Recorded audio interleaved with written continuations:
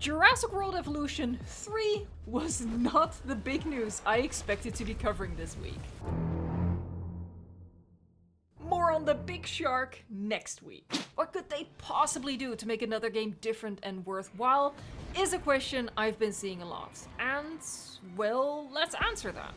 First, to catch you up in case you missed the breaking news yesterday, and also to clarify some misunderstandings going around, while we were waiting for the full reveal of the next DLC for Jurassic World Evolution 2, Cats and Clouds 123 on Reddit discovered an article by Morningstar which reported on Frontier signing a new license with Universal to produce a third Jurassic World game. Frontier's annual report from January, as well as a business update from November of last year, stated that the company would be releasing one CMS game in each of the next financial years, 2025, 2026, and 2027, as part of their renewed, refocused strategy on what they are good at, which is the creative building and management game. It is now clear that one of those creative management games, the one coming in financial year 2026, is a third Jurassic game. There is some confusion about when the game is set to release based on the phrasing of the first article to break the news, which I covered in yesterday's video. It says, slated to launch in the fiscal year ending May 31st, 2026, which people misinterpreted to mean it launches at the end of the fiscal or financial year. That is not true. The financial year of 2026 runs from June 2025 to May 2026.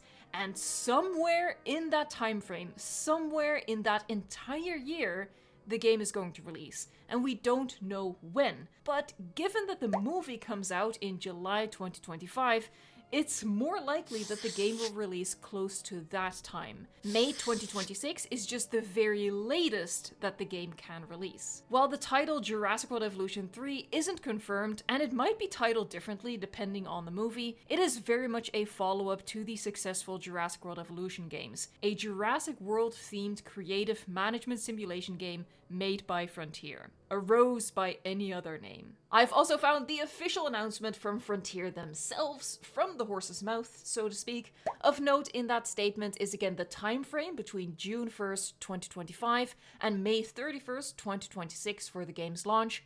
The clarification that this new game is one of the previously announced new CMS games that they were going to be releasing in the next 3 years, and pay attention to how Jurassic World Evolution 1 and 2 are now being referred to as the first two Jurassic World Evolution games, which confirms that the game is a continuation of that series, even if it's not yet titled Jurassic World Evolution 3. The game will be a successor to Jurassic World Evolution 2, a park builder and not some other kind of game, no matter how different it might end up looking.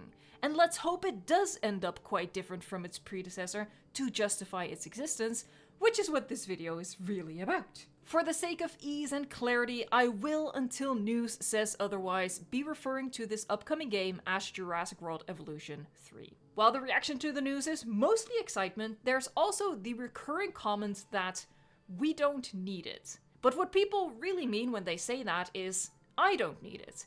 If you don't need or want Jurassic World Evolution 3 because in your opinion Jurassic World Evolution 2 is perfect, then that is a valid opinion to have, and I am not here to change your mind about that. But a lot of us, like myself, do need it, or at least very much want it. Because as much as I love Jurassic World Evolution 2, it is riddled with flaws and missed opportunities that only a new version of the game can realistically amend. Frontier could just keep adding so many species and decorations to Jurassic World Evolution 2 that we get mouse arms scrolling through the menus and our game crashes before we can even use a third of them in our parks, but at its core, the game is what it is, and it's not going to change. And for a lot of us, we don't just want more, we want better. I want the kind of overhauls that a company is not going to perform on a 2.5-year-old game. And you can have all sorts of opinions about that, all valid, but it doesn't change that it just isn't realistic for a company to invest a huge amount of time, i.e.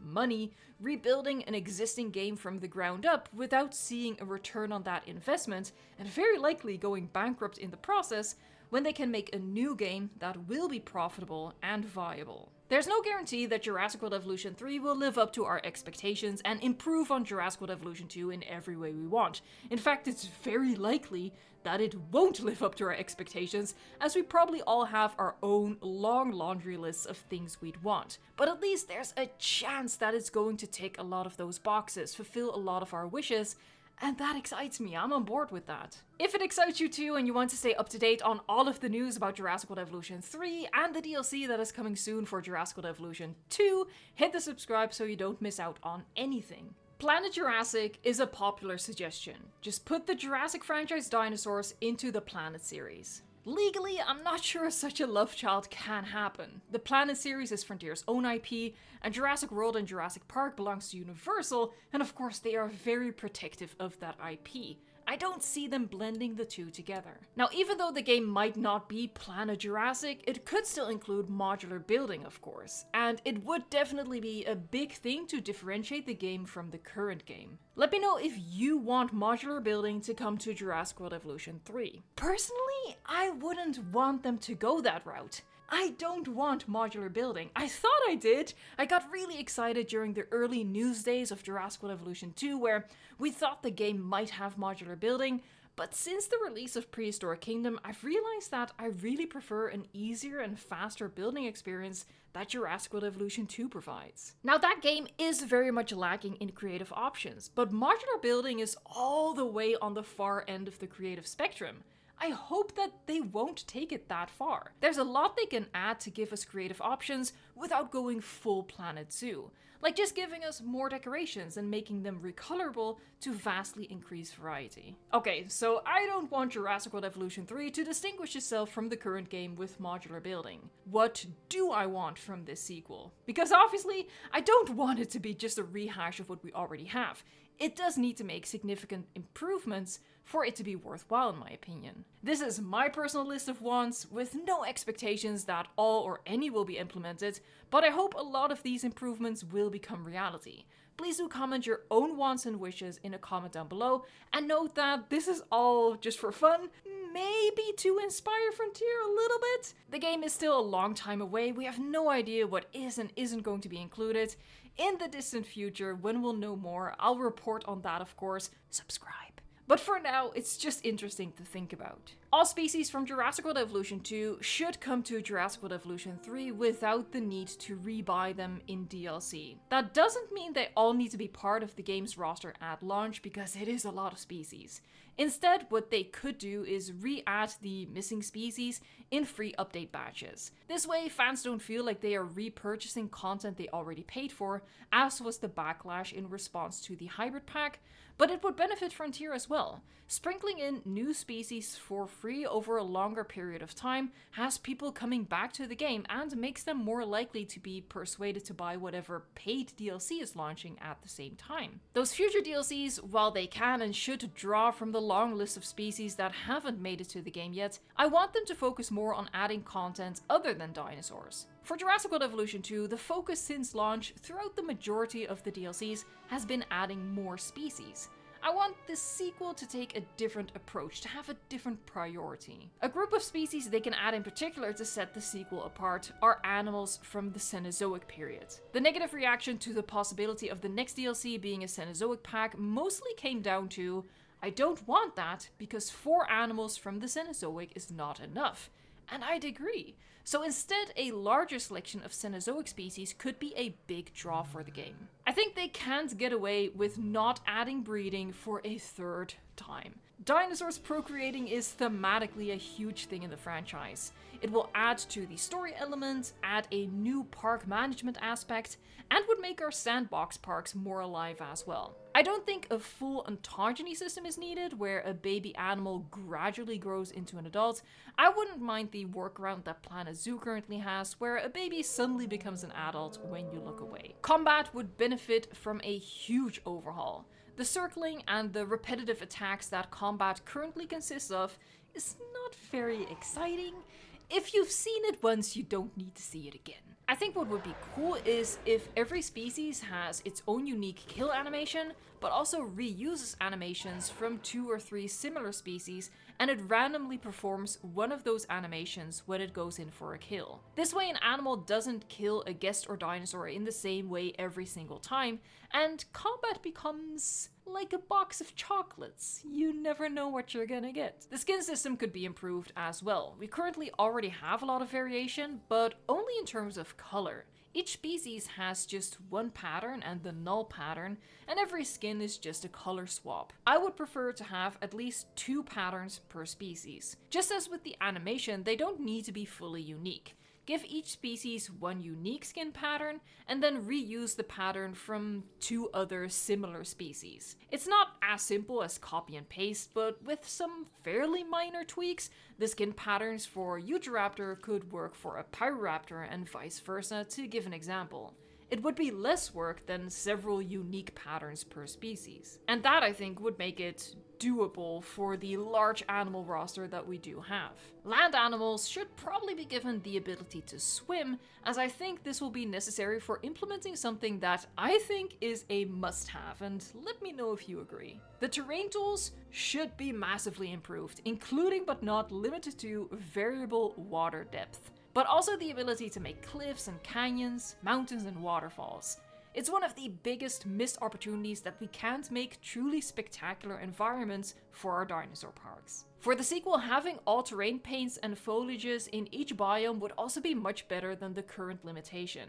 And I think we should have more foliage and rock options as well, closer to the kind of selection that you get in Planet Zoo or Prehistoric Kingdom. Just because I don't want them to copy the modular building of these games, doesn't mean they can't give us similar variety in items. With regards to the maps, I would really love a randomized island feature, and we should actually get an island as at least one of the maps. A full island where we can build from coast to coast, rather than the map always being attached to more land outside of the border. And please, for the love of God, do something about those terrain and building constraints. There's a lot more variation possible when it comes to fences in terms of height, color, texture, and all of that.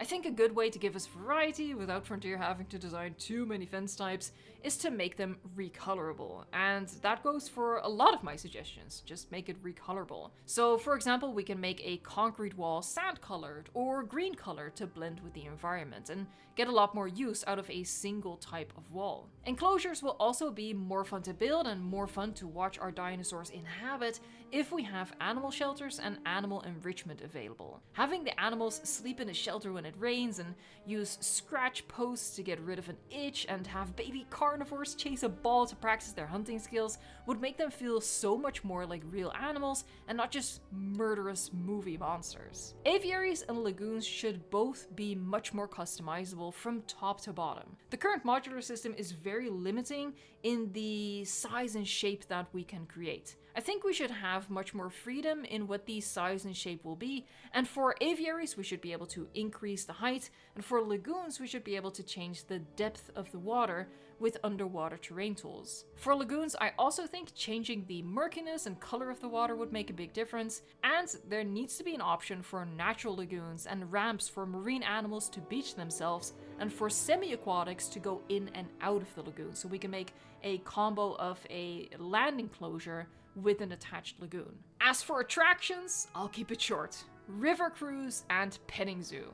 I don't think I need to say more. There is a lot of room for improvements with regards to creative options without going as far as modular building.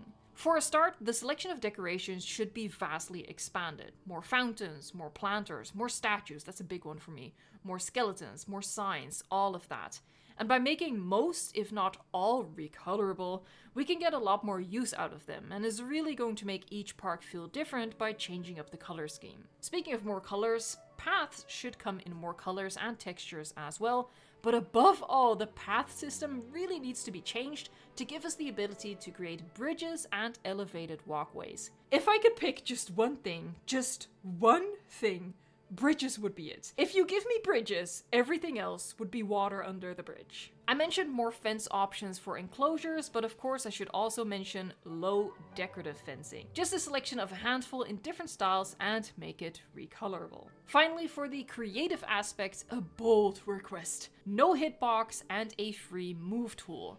Let us clip things into each other to our heart's content. But Evo, isn't this basically modular building? Not quite. What I'm talking about is clipping a statue into a fountain or putting trees inside of a building to make them look overgrown. I don't mean give us individual wall pieces, pillars, floor squares, all that stuff, and let us build amenities from scratch. I've said it before, the only way in which Jurassic World Evolution 1 is still better than Jurassic World Evolution 2 after all of the free updates is the campaign. Jurassic World Evolution 3 would make a lot of non-sandbox builders a lot happier if it has a better campaign. For fans of JPOG, a return of a true Side B mode where they can make ecosystems to their heart's content without needing any human infrastructure would make a lot of people really happy. And finally, for our adventure seekers who want to experience the true horror of an abandoned Jurassic Park, it would be really cool if in a new and improved first-person mode, the dinosaurs can interact with us and kill us, which would just knock us back to the regular God mode. The things I've mentioned require Jurassic World Evolution 3 to be much better optimized than the current game is. I'm going to say something really unpopular, but the sequel should not be made with the concessions necessary to make it run on PS4 and Xbox One. These older consoles have held back the current version of the game, and while I am very happy that everyone got to play the game, the third game needs to move on. It has to break through that glass ceiling. Otherwise, there really is no point to another sequel. By the time the new game releases, it will be 2025 at the earliest, at which point the PS4 and Xbox One are 12-year-old pieces of hardware.